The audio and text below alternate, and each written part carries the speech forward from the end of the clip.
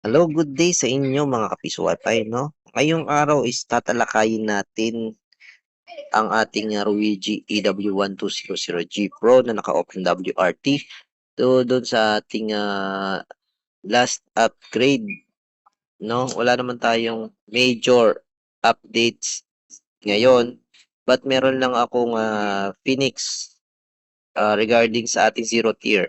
So, ngayon pwede na siyang maglagyan ng zero tier at ma-access nyo na siya kahit nasa malayo. Kung dineploy nyo siya sa malayo, is pwede nyo na siyang ma-remote by zero tier.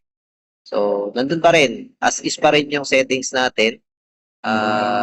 Maglalagay lang kayo ng network ID ng inyong zero tier account from web para at i-authorize nyo yung ating Luigi. Ngayon ito, meron akong i-discuss sa atin. Multibilan pa rin. So, ito is part 2 siguro ng ating multibilan, no? Yan.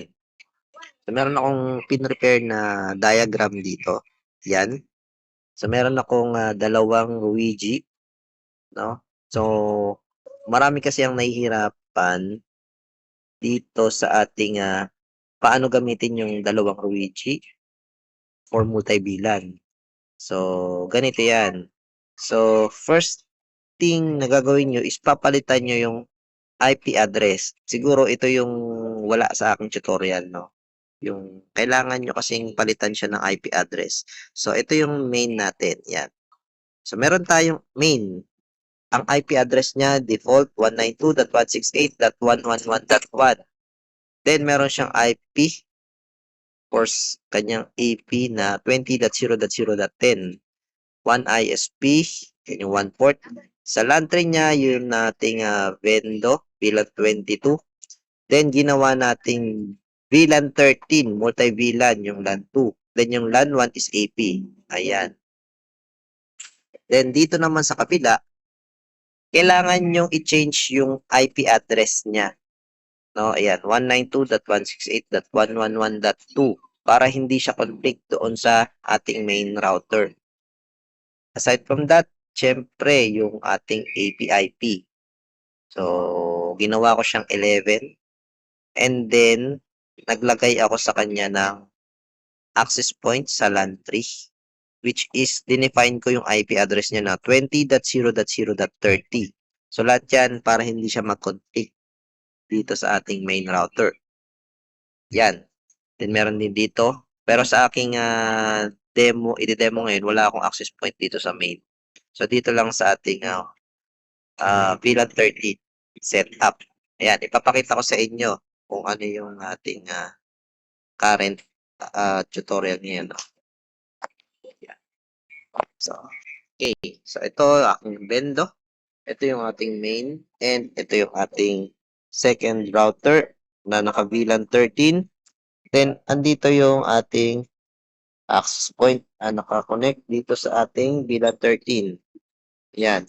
So, dito sa second router natin, ito yung VLAN 13, nasa LAN 3. Then, yung LAN 1 yung access point. LAN 3, no? Nakakonect yan sa LAN 1 ni main.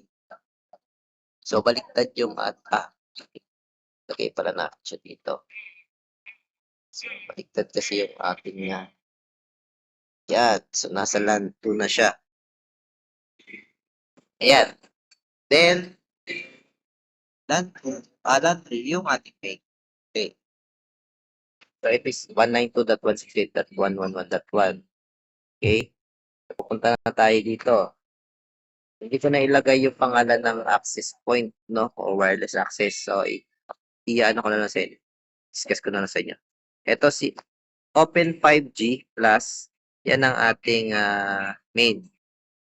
Then itong Open 2G, ito yung ating VLAN 13. Then ito yung Ingenious, ito yung ating access point for VLAN 13. Subukan natin sa Open 5G Plus. Yan. So actually, meron.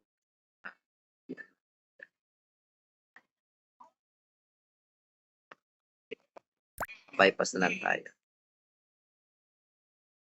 Binaypass ko lang ang ating device para maka-access tayo sa ating 3G. 10.0.0.1. Saan tayo connected? Sa VLAN 22. Okay. Then, transfer tayo dito sa Open 2G. Okay. Then, balik tayo dito. Then, nag-refresh. Yan, VLAN 30. Pero yung IP, ID, no, hindi siya nagbabago. VLAN 13. Yan. Then, kasi nakaano pala tayo, naka-bypass sa lahat ng, kaya hindi siya nagbago. So, VLAN 30, nasa na yung ating isa. Ingenious. Yan. Okay, kasi Ingenious. Static ko pala ako dito. Yan. So, naka-randomize tayo. Ayan. So, naka-randomize, no? So, bilang 13. So, magbabago siguro. Ay, hindi siya nagbago. Yan. So, same pa rin kasi.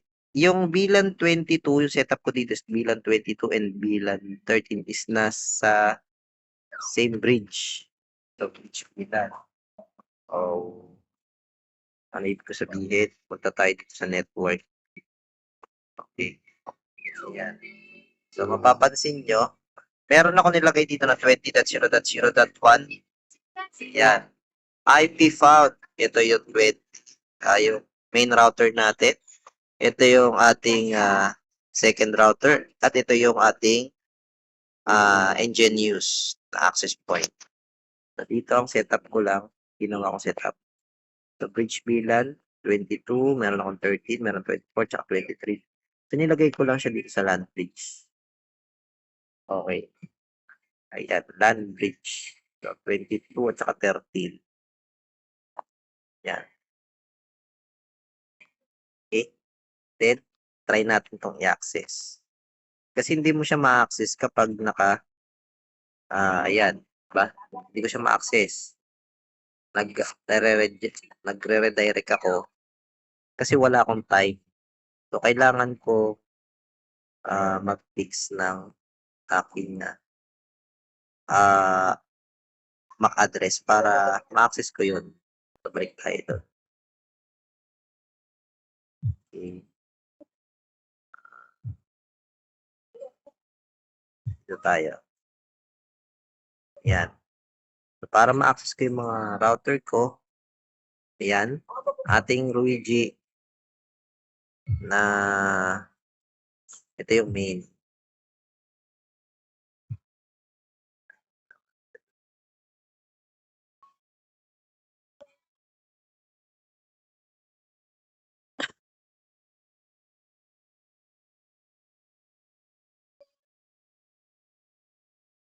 Ayan. Ito yung ating main.